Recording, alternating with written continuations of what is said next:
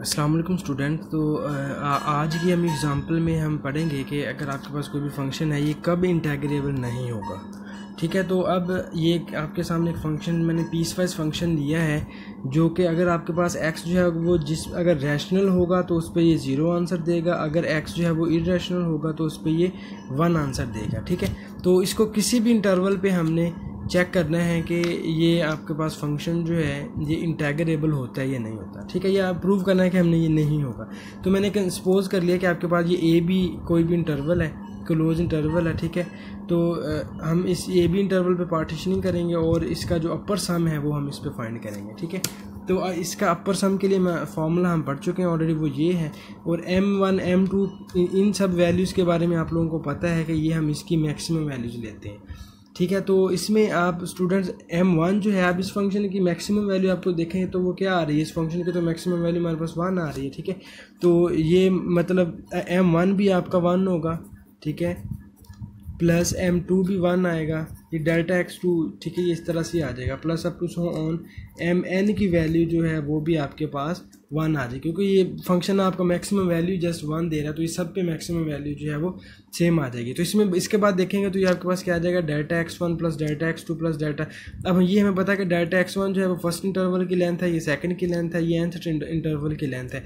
तो जब आप जितने भी सब इंटरवल्स होते हैं उन सब इंटरवल्स की लेंथ का सम लेंगे।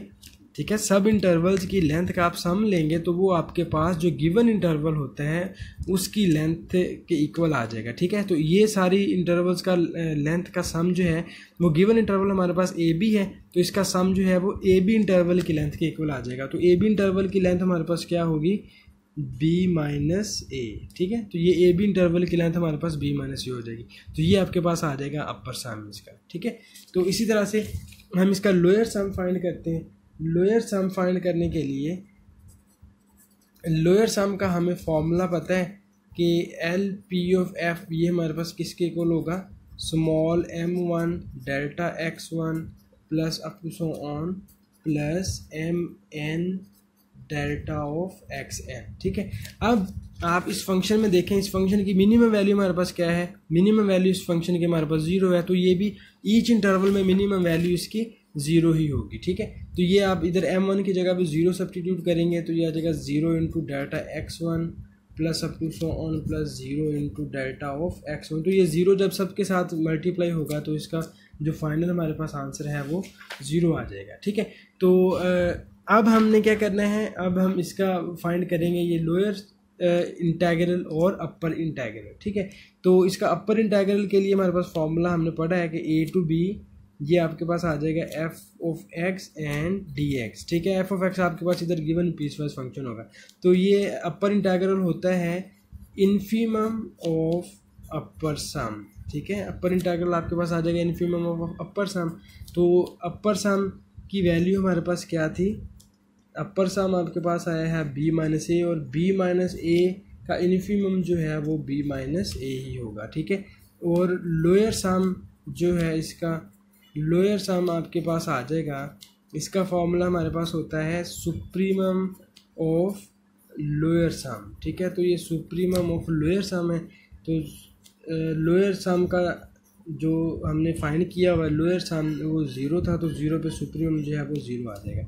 ठीक है स्टूडेंट्स, तो इधर आप लोग क्लियरली देख सकते हैं कि आपका अपर इंटेग्रल और लोअर इंटेग्रल जो है वो दोनों इक्वल नहीं आए। ठीक है, तो इधर से आप लिख सकते हैं A to B F of X D X is not equal to A to B F of X and D X. ठीक है, तो ये दोनों क्योंकि इसकी value b minus A I है, इसकी वैल्यू 0 आई है, तो ये दोनों आपके पास अगर ये दोनों इक्वल नहीं है तो गिवन फंक्शन जो है हमारा वो इंटेग्रेबल नहीं होगा। ठीक है, तो इसके लिए हम कह सकते हैं कि हैंस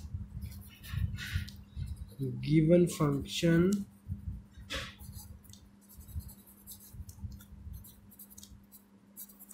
इज नॉट इंटेग्रेबल।